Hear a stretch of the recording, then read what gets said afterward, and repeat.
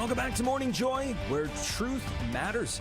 I'm your host, Keith Downey, and this morning on Tuesday's segment of The Next Right Thing with Debbie Georgiani and Adam Lai, talking all about honoring Our Lady of Lourdes. Today is their feast day, so how do we unpack this, and do we really know who Our Lady of Lourdes is? Well, without further ado, good morning, Debbie and Adam. Good morning, Keith. Yes, for the Universal Church, Our Lady of Lourdes. And before I forget, Adam, I sent Tim, our producer, a great article by Church Pop, 5 beautiful reasons to love the miraculous devotion to Our Lady of Lourdes. So Tim will happily post that on our Facebook page here at Morning Joy. But Adam, yes, please, let's go into the apparitions. And you even talked a lot about this in your book, that one of my favorite books that you wrote about miracles. Yeah, so here's the neat thing about Marian apparitions, and this is true of many of the miracles that God does that, get verified and we're sure something miraculous happened. With the apparitions of Mary, including this one that we're going to talk about in a little bit of detail, they serve multiple purposes. And they have what seems to be a main purpose in terms of from history's perspective. And in this case, it's the confirmation of the dogma of the Immaculate Conception that was declared on December 8th of 1854 by Pope Pius IX. And the Immaculate Conception, for those that don't know, it's essentially that Mary was conceived without sin. She didn't have original sins, so she was unique in that sense amongst people. Now, that's a dogma. It was declared as a dogma, which means Catholics are required to believe it. Like it is a truth of the church. Okay. So Our Lady of Lourdes came along. These events that went on. There was 18 apparitions after the initial one in 1858. So the church declares the Immaculate Conception of Mary, and of course that's after extensive study and discussion and debate and internal work. After all that work, they declare it in 1854. Now, here we are 4 years later in Lourdes, France. A very simple young lady, Bernadette Soubirous, and there's different ways people pronounce that, but it's Soubirous. Saint Bernadette is a simple young girl living in a village in Lourdes, France.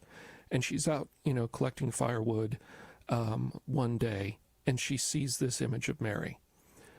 And it leads to a number of appearances of Mary to her, and the end of those appearances, on the final one, she confirms the declaration of the church, and she says, "I am the Immaculate Conception."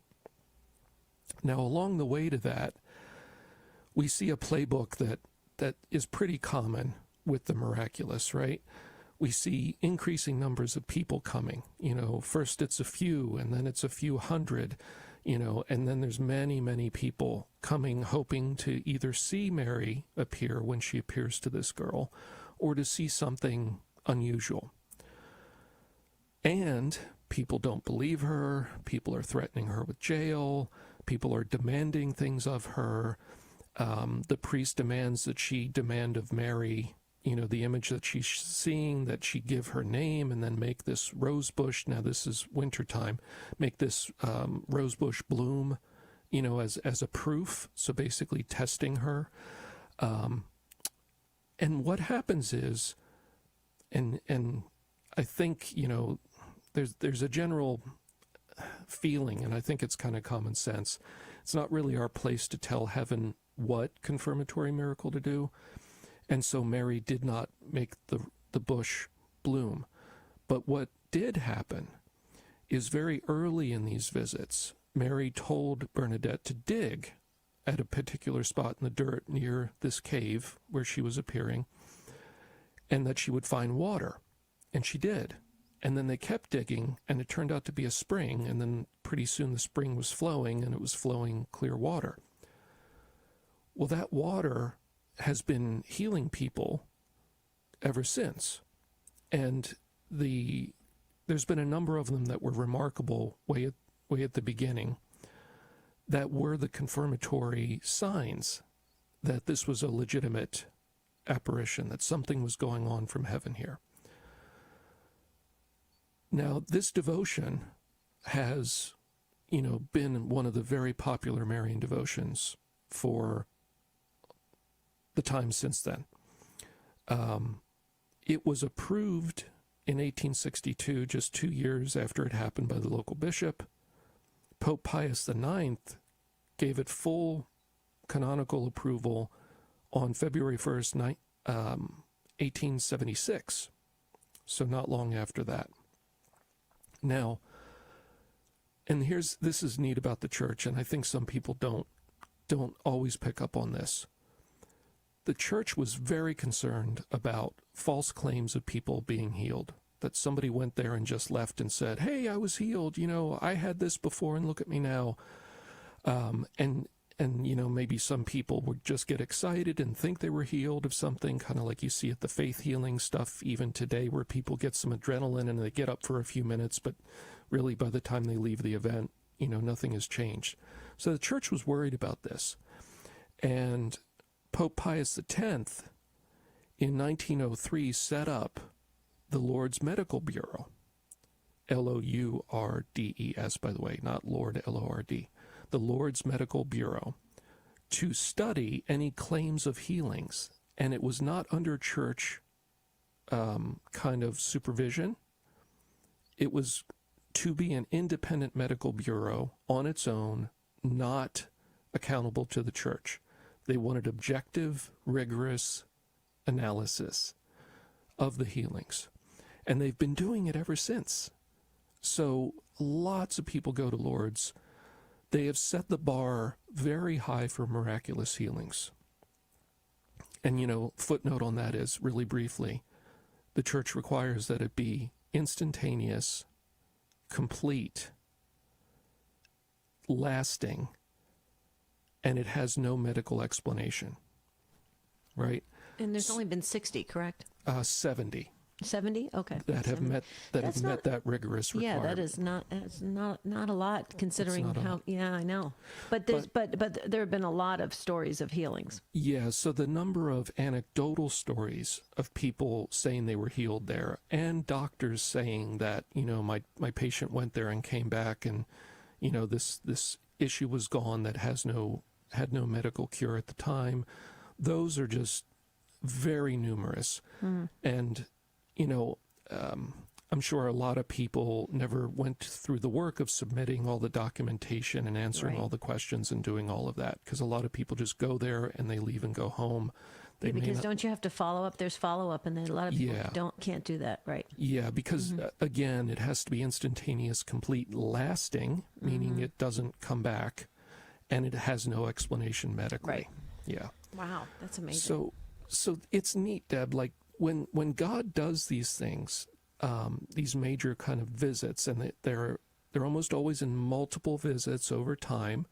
God gives people enough time to, the word to get out, for more and more people to come, and then gives a confirmatory miracle. Like at Fatima, it was the sun dancing in the sky that tens of thousands of people saw, including atheists and communists that were against this. And, there was a big confirmatory miracle at the end of Fatima.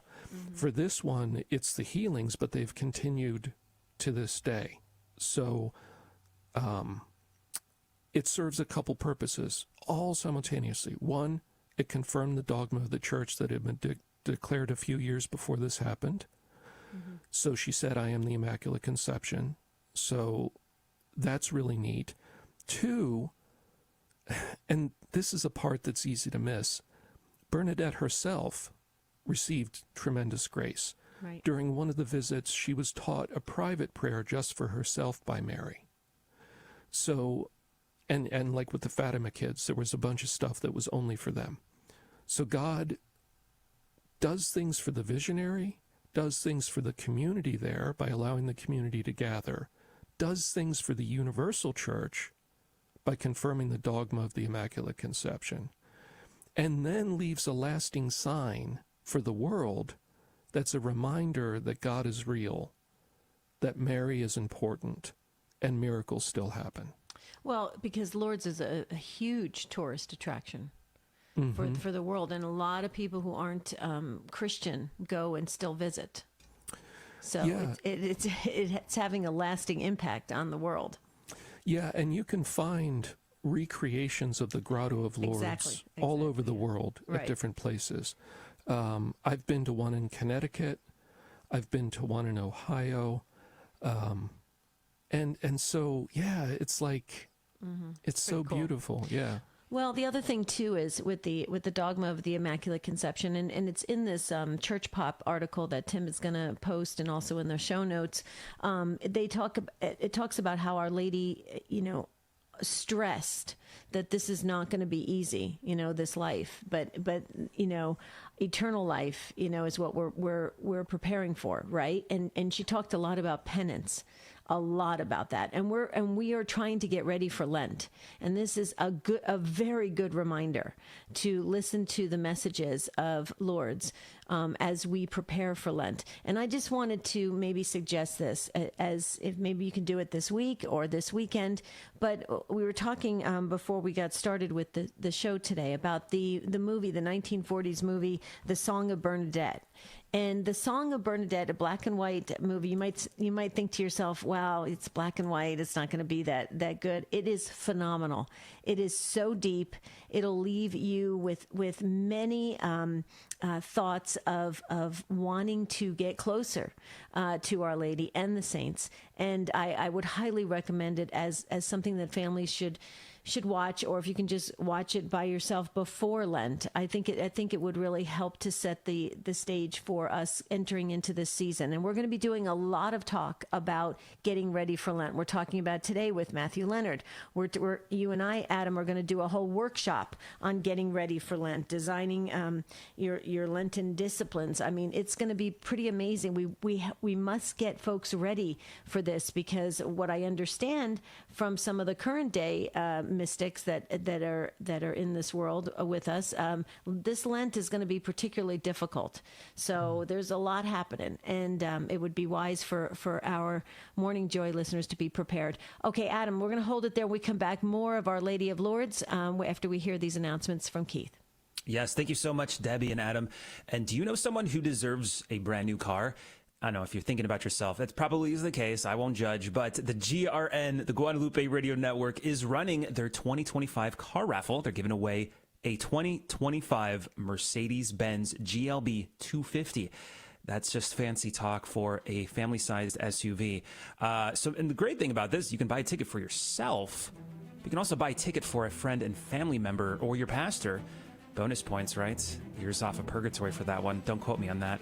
But the drawing is Friday, February 21st, 2025. Visit grnonline.com for more details. But yes, we're continuing this great conversation of Our Lady of Lourdes right after this break with Debbie Georgiani and Adam Bly. You're listening to Morning Joy, where truth matters. Welcome back to Morning Joy, where truth matters. I'm your host, Keith Downey, and we are embarking on our second half of The Next Right Thing with Debbie Georgiani and Adam Bly, talking about Our Lady of Lourdes and more. But without further ado, take it away, Debbie and Adam. Thanks, Keith. Adam, I think Church Pop did a really good job on this article, because they were saying how approximately 80,000 sick and disabled people from all over the world visit the springs every year seeking healing and renewal. I mean, that is really, amazing to think of that many folks that really are so in need of God's mercy and healing, and they're being drawn to this beautiful place. But it was interesting because Saint Bernadette said, and this is in the article of Church Pop, Saint Bernadette once said, "This water is being taken as medicine. One must have faith. One must pray. This water will have no virtue without faith." It reminds me so much, Adam, of when you talk about the sacramentals that we have.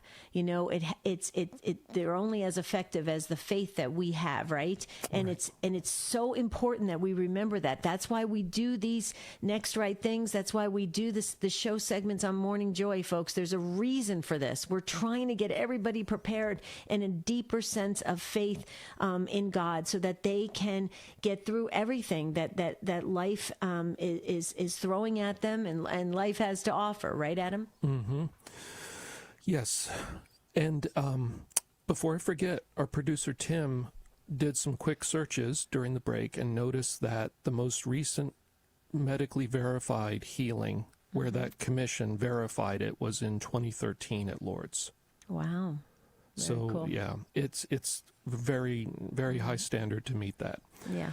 Now, I wanted to, now that we've given a broad overview of the context of this and what happened, it's kind of neat. I think it's worth it to talk about the details of some of these events, because maybe that'll help people really picture what happened, because we only talked in vague terms that Mary appeared. Does that sound good? Yeah, let's go for it. You're talking about the 18 apparitions? Okay, yeah. So the first one's on a Thursday, and Bernadette is out looking for firewood. And it's February 11th, 1858. Okay, and this is from the official Lourdes Sanctuary website, where they have all the documentation about what happened. So she hears a gust of wind, and she looks up towards the grotto, essentially, the opening of this cave. And she sees a lady dressed in white. She wore a white dress and equally white veils, a blue belt, and a yellow rose on each foot. Bernadette made the sign of the cross and said the rosary with the lady. When the prayer ended, the lady vanished. Now, she went home. She told her parents. Her parents forbid her from going back. So there was immediate distrust. They probably weren't sure what's going on. Was it her imagination? Is it something deceptive? They basically said, don't go back. So then we skip ahead a few days. It's Sunday, February 14th. Again, same year, 1858. And Bernadette feels a tug in her heart to go to the grotto. But her parents have forbidden her to go. And so she's, begging them and insisting, like, I've got to go, I've got to go. Finally, her mother relents and lets her go. She sees the woman there again in the same place. The woman takes out her rosary. Bernadette takes out her rosary. And they're praying together. Okay. Because her parents had encouraged her to test this to see if it was of God, she sprinkles holy water at the image of Mary. She throws holy water on her. Probably the idea was, well, if this is a deception of the enemy, the holy water will make them flee. So the lady smiles, bends her head, as like a thank you for the blessing. And when the rosary ends, she disappears again. Skip ahead a few days, Thursday, February 18th, so 4 more days go by. The woman speaks for the first time here. Bernadette held out a pen and paper to her, asking her to write her name down, because people had been telling her, find out who this is. We can't be sure. Have this thing tell us who this is, because people are doubting. And for the first time, Mary speaks and says, it is not necessary. And she adds, I do not promise to make you happy in this world, but in the other. Would you be kind enough to come here for a fortnight? Okay. Next day, Friday, February 19th. Bernadette comes to the grotto with a lit, blessed candle. And this is the origin of the kind of tradition of carrying lit candles and lighting them at the grotto. It has to do with the personal prayer, too, that the Blessed Mother taught her. Yeah, so the candles. The next day, Saturday, is when Mary teaches Bernadette a personal prayer. Right. Now, at the end of that, Bernadette's overcome with great sadness.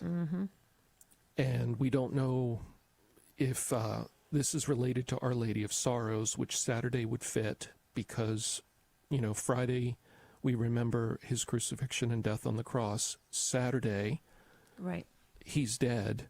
They don't know what's going to happen, and she's lost her son. And she doesn't know that he's coming back. So Saturday, right. And there was a heavy emphasis on the Passion. Yes, go ahead.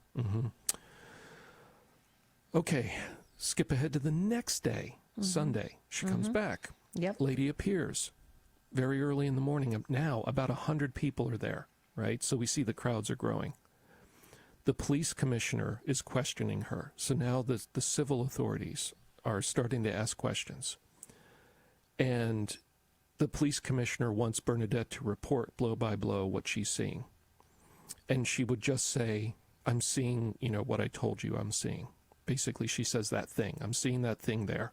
She won't give any details. Tuesday the 23rd, a couple days go by. Now there's 150 people, and Bernadette's there.